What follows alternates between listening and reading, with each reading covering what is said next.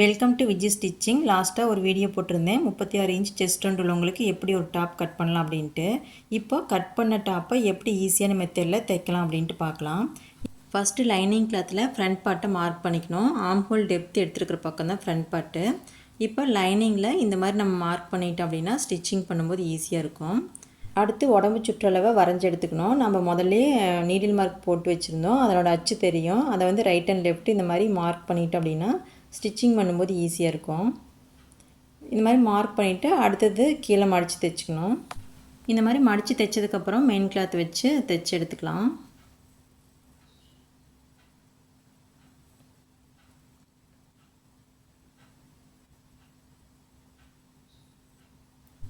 இப்போது மெயின் கிளாத்தை வச்சு தைச்சிக்கலாம்.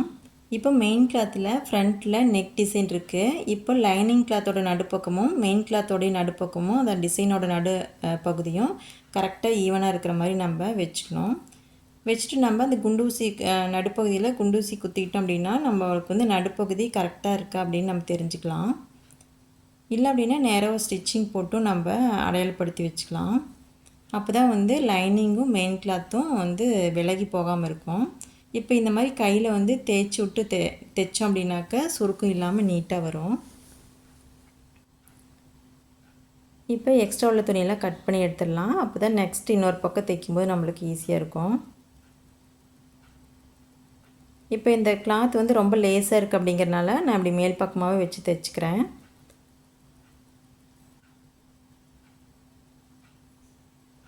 சுருக்கம் இல்லாமல் இந்த மாதிரி தைச்சிட்டு நம்ம எக்ஸ்ட்ரா உள்ள துணியை கட் பண்ணி எடுத்துக்கலாம். அவ்வளோதாங்க, ஃப்ரண்ட் பார்ட்டை தைச்சி முடிச்சிட்டோம். பேக் பார்ட்டி இதே மாதிரி தைச்சி எடுத்துக்கலாம்.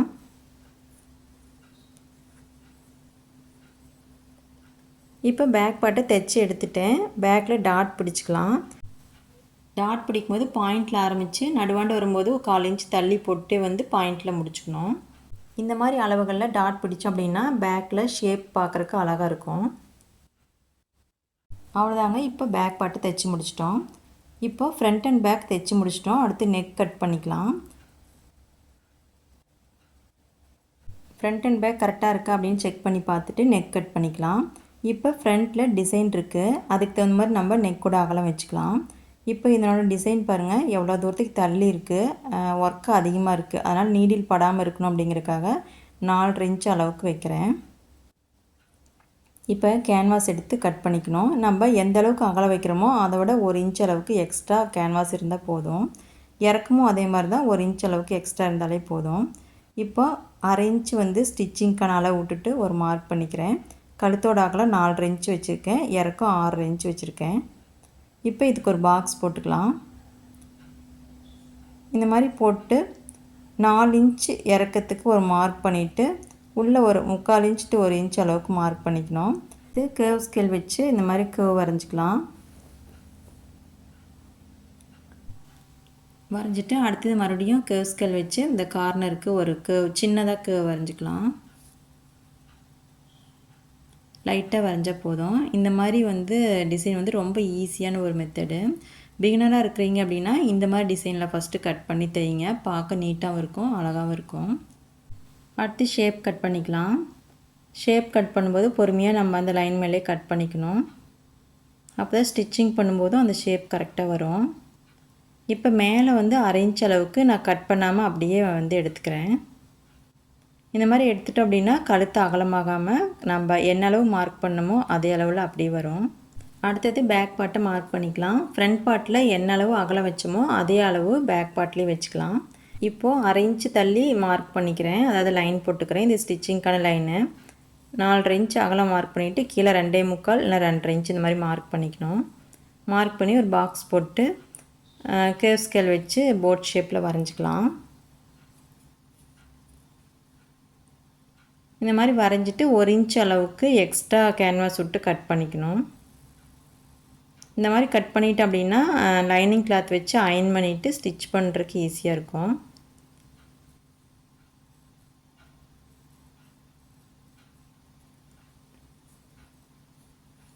அவ்வளோதாங்க, ஃப்ரண்ட் அண்ட் பேக்கில் நெக் டிசைன் கட் பண்ணி முடிச்சிட்டோம். இப்போ இதை லைனிங் கிளாத் மேலே வச்சு நம்ம அயன் பண்ணி எடுத்துக்கலாம். அயன் பண்ணும்போது சைனிங்காக இருக்கிற பக்கம் லைனிங் மேலே வச்சு அயன் பண்ணோம் அப்படின்னா நல்லா ஒட்டிக்கும். இப்போ அயர்ன் பண்ணி எடுத்தாச்சு. இப்போ எக்ஸ்ட்ரா உள்ள கிளாத்தை கட் பண்ணிக்கலாம். அதாவது 1 இன்ச் அளவுக்கு மட்டும் லைனிங் கிளாத்தை விட்டுட்டு மிச்சம் உள்ள கிளாத்தை கட் பண்ணி எடுத்துக்கணும். இப்போ அந்த கிளாத் எக்ஸ்ட்ரா இருக்கிற கிளாத்தை கேன்வாஸ் மேலே வச்சு இந்த மாதிரி மடித்து தைச்சிட்டே வரணும். 2க்கும் இதே மாதிரி தைச்சி முடிச்சுட்டு எக்ஸ்ட்ரா இருக்கிற கிளாத்தை கட் பண்ணி எடுத்துடலாம்.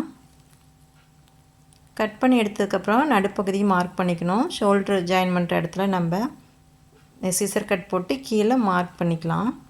இந்த மாதிரி மார்க் பண்ணி வச்சிட்டோம் அப்படின்னா மெயின் கிளாத்தில் வச்சு தைக்கும்போது ஈஸியாக இருக்கும்.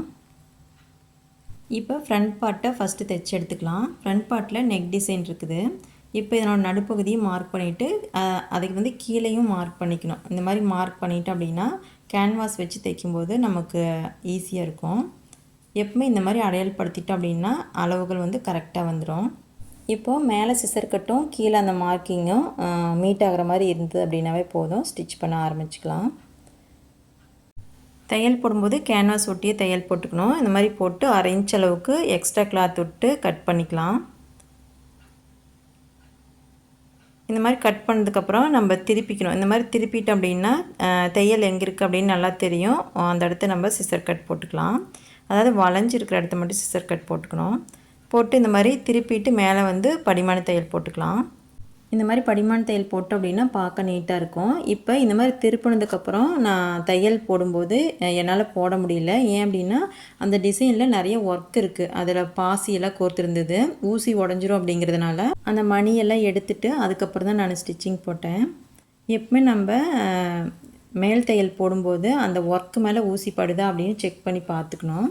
பார்த்துட்டு அந்த நம்மளுக்கு டிஸ்டர்பாக இருக்கிற அந்த மணியெல்லாம் எடுத்துகிட்டு அதுக்கப்புறம் போட்டோம் அப்படின்னா தையல் வந்து நீட்டாக இருக்கும். ஊசிக்கும் எந்த டேமேஜும் இருக்காது. இப்போ இந்த மாதிரி நீட்டாக எடுத்து விட்டு அதுக்கப்புறமா மேல் தையல் போட்டு எடுத்துக்கலாம்.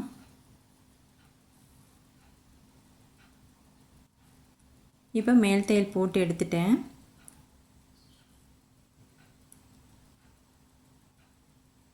அவ்வளோதாங்க, நம்ம ஃப்ரண்ட் பார்ட்டை கம்ப்ளீட் பண்ணிட்டோம். அடுத்து பேக் பார்ட்டுக்கு நெக் வச்சு தைச்சிக்கலாம். ஃப்ரண்ட் பார்ட்டை எப்படி தைச்சோமோ அதே மாதிரி தான் பேக் பார்ட்லேயும் தைக்கணும்.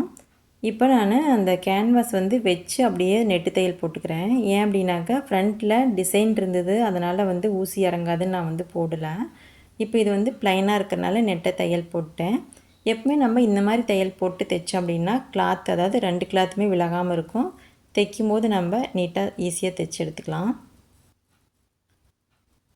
இப்போ 1/2 இன்ச் அளவுக்கு கிளாத் விட்டு கட் பண்ணிவிட்டு எல்லா இடத்துலையும் சிசர் கட் போட்டுட்டு திருப்பணும் அப்படின்னாக்கா ஃபினிஷிங் நீட்டாக இருக்கும். அதுக்கப்புறமா மேல் தையல் போட்டு எடுத்துக்கலாம்.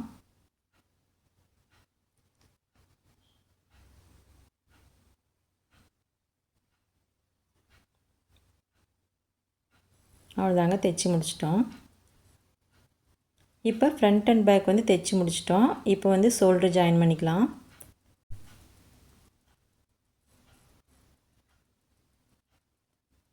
ஷோல்டர் தைக்கும்போது எப்பவுமே நம்ம 2 தையல் போட்டு எடுத்துக்கணும். அதே மாதிரி இந்த பக்கம் தைச்சி எடுத்துக்கலாம். இப்போ தைச்சி முடித்தாச்சு.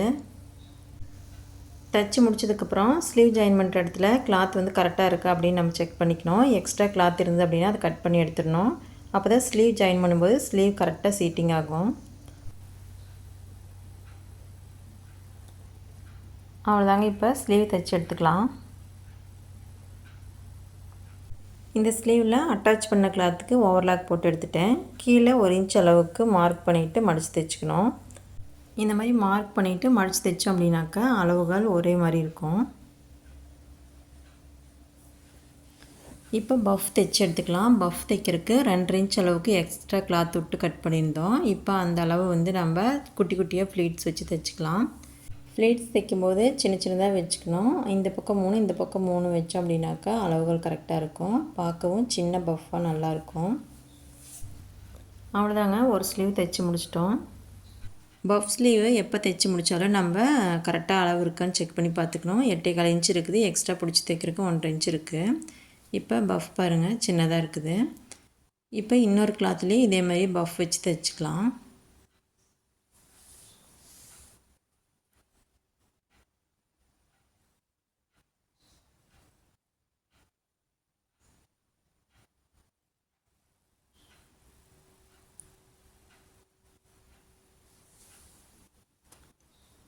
அவ்வளோதாங்க, தைச்சி எடுத்துட்டோம். தைச்சி எடுத்ததுக்கப்புறம் 2 ஸ்லீவும் அளவுகள் கரெக்டாக இருக்கா அப்படின்னு செக் பண்ணி பார்த்துக்கணும். பார்த்துட்டு நம்ம உள்வளைவு எடுத்துக்கலாம். இப்போ கட் பண்ணும்போது உள்வளைவு எடுக்கவே இல்லை, அதனால் இப்போ எடுத்துக்கிறேன். உள்வளைவு எடுக்கும்போது லைட்டாக எடுத்தாவே போதும், அளவுகள் கரெக்டாக இருக்கும். அடுத்து ஸ்லீவ் அட்டாச் பண்ணிக்கலாம். ஸ்லீவோட நடுப்பகுதியை ஷோல்டரில் வச்சு அட்டாச் பண்ணிக்கணும்.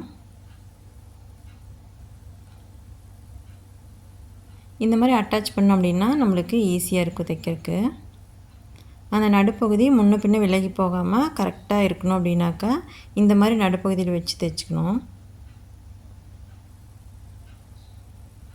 ஸ்லீவோட ஒரு பகுதியில் தைச்சி முடிச்சுட்டு மறுபடியும் இன்னொரு பகுதியில் தைச்சி எடுத்துக்கணும்.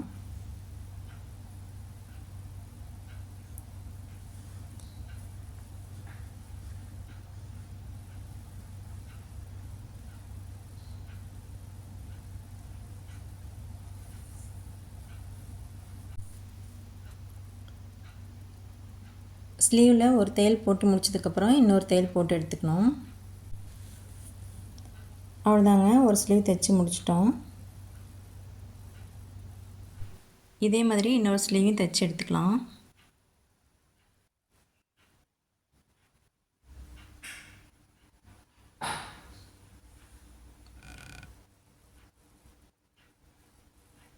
இந்த மாதிரி தைச்சி எடுத்துகிட்டு ஃபுல்லாக ஓவர்லாக் போட்டு எடுத்துட்டேன்.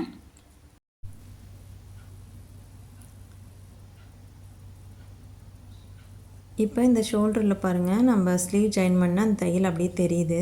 இது லேஸாக இருக்குது அப்படிங்கிறனால ஓவர்லாக் முதற்கொண்டு அப்படியே தெரியுது. இது என்ன பண்ணணும் அப்படின்னாக்கா பாடி பார்ட் பக்கம் அந்த ஸ்டிச்சிங் வந்து தள்ளி விட்டு மேலே வந்து படிமண் தையல் போட்டு எடுத்துக்கணும். இந்த மாதிரி பண்ணால் ஸ்லீவ் வந்து பார்க்குறக்கு நீட்டாக இருக்கும்.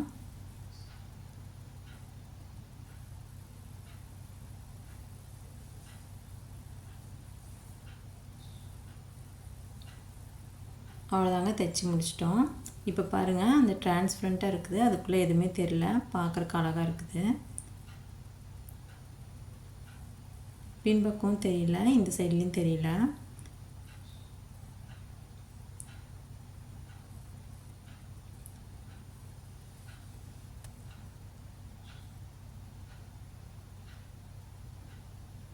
இப்போ நம்ம சைட் ஜாயின் பண்ணிக்கலாம். இப்போ நம்ம சைட் ஜாயின் பண்ணுறதுக்கு முதலே மார்க் பண்ணி வச்சுருந்தோம், அது மேலேயே நம்ம தைச்சி எடுத்துக்கலாம். இப்போது ஸ்டிச் பண்ணுறதுக்கு முன்னாடி ஃப்ரண்ட் அண்ட் பேக்கோடைய அளவுகள் தள்ளி போகாமல் இருக்கிறதுக்கு குண்டூசி போட்டு குத்திக்கிறேன். இந்த மாதிரி செஸ்ட் ரவுண்டில் ஒரு குண்டூசி போட்டு குத்திக்கணும். அதுக்கப்புறம் சீட் ரவுண்ட்லேயும் இந்த மாதிரி குத்திக்கணும். 2 சைட்லேயும் இந்த மாதிரி குத்திட்டோம் அப்படின்னா அளவுகள் வந்து கிளாத்தோடைய அளவு 2 பக்கம் ஒரே மாதிரி இருக்கும்.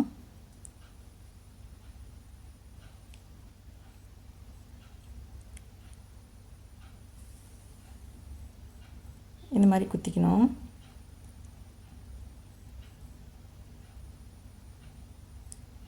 வேஸ்ட் ரவுண்ட்லேயும் ஒரு குண்டூசி போட்டு குத்திக்கலாம். இந்த மாதிரி குத்திட்டு நம்ம ஸ்டிச்சிங் பண்ணோம் அப்படின்னா ஃப்ரண்ட் அண்ட் பேக்கில் இருக்கிற கிளாத்து ஒரே சமமாக இருக்கும். ஒரு சைடு அதிகமாகவும் ஒரு சைடு கம்மியாகவும் போகாமல் கரெக்டான அளவில் இருக்கும். இப்போ ஸ்லீவில் நம்ம கரெக்டான அளவு வந்து ஸ்லீவ் லூஸை மார்க் பண்ணிவிட்டு ஆல்ரெடி நம்ம மார்க் பண்ணி வச்சுருந்தோம் ஆம்ஹோல் கிட்ட அந்த சிசர் கட்டில் நம்ம ஜாயின் பண்ணிக்கலாம். இப்போ ஆம்ஹோல் லூஸ்லேருந்து ஸ்லீவ் லூஸ்க்கு ஒரு மார்க் பண்ணிவிட்டு அதில் தைச்சிக்கலாம். பிகினராக இருக்கிறவங்க இந்த மாதிரி மெத்தடில் ஸ்டிச் பண்ணிங்க அப்படின்னா அளவுகள் மாறாமல் ஃபிட்டிங் பர்ஃபெக்டாக இருக்கும்.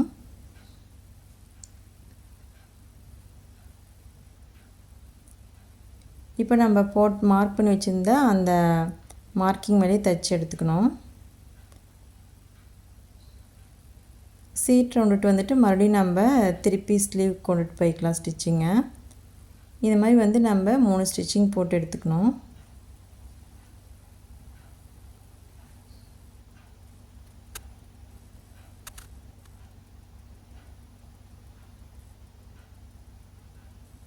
அவ்வளோதாங்க, ஒரு சைடு தைச்சி முடிச்சிட்டோம். இதே மாதிரி இன்னொரு சைடும் தைச்சி எடுத்துக்கலாம். இப்போ தைச்சி எடுத்துட்டோம். தைச்சி எடுத்ததுக்கப்புறம் சீட் ரவுண்டுகிட்ட ஓப்பன் இருக்கும். அந்த ஓப்பன்கிட்ட ஒரு 4 இன்ச் அளவுக்கு 2 பக்கமும் தையல், அதாவது ஓவர்லாக் போட்டு எடுத்துக்கணும். இந்த மாதிரி போட்டு எடுத்துட்டோம் அப்படின்னா அந்த இடத்த வந்து ஸ்லிட்டு தைச்சதுக்கு மடித்து தைச்சதுக்கப்புறம் அந்த இடத்த ஃபினிஷிங் நீட்டாக இருக்கும். இப்போ 1 இன்ச் அளவுக்கு மார்க் பண்ணிவிட்டு ஸ்லிட் மடித்து தைச்சிக்கலாம்.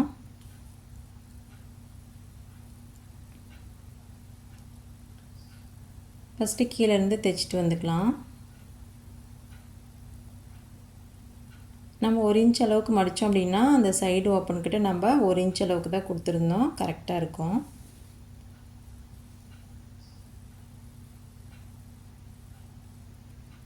சைடு ஓப்பன்ட்டு ஒரு 1/2 இன்ச்சு மேலே எக்ஸ்ட்ரா தைச்சிட்டு அதுக்கப்புறம் இந்த பக்கம் திருப்பிக்கணும். திருப்பி மடித்து தைச்சிட்டே வரணும். நம்ம மடிக்கும்போது அதுவே வந்து ஃபோல்டிங் ஆகிக்கும். நம்ம 1 இன்ச் அளவுக்கு தான் எக்ஸ்ட்ரா விட்டுருந்தோம். அதை அப்படியே மடித்து தைச்சிக்கலாம் மேலேருந்து கீழே வரைக்கும். ஃபோல்டு பண்ணி தைக்கும்போது கிளாத் இழுக்காமல் தைக்கணும். அப்போ தான் ஃபினிஷிங் நீட்டாக இருக்கும். சுருக்கம் இல்லாமல் இருக்கும், கிராஸ் இல்லாமல் இருக்கும். அவ்வளோதாங்க, தைச்சி முடிச்சிட்டோம். இதே மாதிரி இன்னொரு பக்கம் தைச்சி எடுத்துக்கலாம். இப்போ இன்னொரு பக்கம் தைச்சி எடுத்துட்டோம். பாருங்கள் எப்படி இருக்குன்ட்டு. இப்போது கீழே மடித்து தைச்சிக்கலாம். கீழே மடித்து தைக்கிறதுக்கு முன்னாடி 1 இன்ச் அளவுக்கு மட்டும் எக்ஸ்ட்ரா கிளாத் இருக்கிற மாதிரி நம்ம விட்டு கட் பண்ணிவிட்டு அதுக்கப்புறமா மடித்து தைக்கணும். மடித்து தைக்கும்போது கரெக்டாக 1 இன்ச்சு எந்த அளவுக்கு நம்ம வந்து எக்ஸ்ட்ரா கிளாத் விட்ருக்குறோமோ அந்த அளவுக்கு மட்டும்தான் நம்ம மடித்து தைக்கணும்.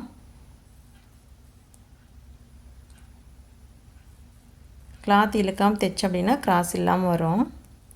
இந்த மாதிரி தைச்சி முடிச்சுட்டு நம்ம இன்னொரு பார்ட்டை தைக்கும்போது மெஷர் பண்ணிக்கணும். எந்த அளவுக்கு நம்ம மடித்து தைச்சிருக்கோமோ அந்த அளவுக்கு மார்க் பண்ணிவிட்டு அந்த மார்க்கிங் வரைக்கும் தான் நம்ம மடித்து தைக்கணும்.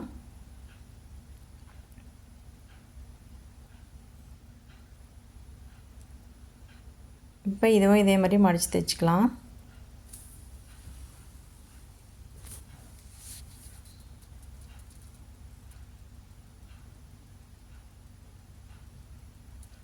அவ்வளோதாங்க, தைச்சி முடிச்சிட்டோம். ஃபுல்லாக தைச்சி முடிச்சதுக்கப்புறம் எக்ஸ்ட்ரா உள்ள கிளாத்லாம் கட் பண்ணி எடுத்துகிட்டு ஓவர்லாக் போட்டு எடுத்துக்கணும். எப்பவுமே ஓவர்லாக் போட்டு எடுத்துட்டோம் அப்படின்னாக்கா மெயின் கிளாத்லேருந்து நூல் பிரிஞ்சு வராமல் இருக்கும். பார்க்குறக்கும் ஃபினிஷிங் நீட்டாக இருக்கும். இந்த வீடியோவில் ஒருத்தரோட பாடி மெஷர்மெண்ட் வச்சு எப்படி ஒரு டாப் கட் பண்ணி தைக்கலாம் அப்படின்ட்டு பார்த்தோம். இந்த டாப் தைச்சி போட்டதுக்கப்புறம் எப்படி இருக்கும் அப்படின்ட்டு என்னோடய கஸ்டமரோடைய ஃபோட்டோ வந்து வச்சுருக்கேன். அதை பார்த்தீங்க அப்படின்னாவே உங்களுக்கு தெரியும் ஃபிட்டிங் எப்படி இருக்குது அப்படின்ட்டு. இந்த வீடியோ உங்களுக்கு பிடிச்சிருந்தது அப்படின்னா நீங்களும் உங்களோட பாடி மெஷர்மெண்ட் வச்சு இதே மெத்தடில் கட் பண்ணி தைச்சி பாருங்கள். ஃபிட்டிங் ரொம்ப நல்லாயிருக்கும். தேங்க்யூ.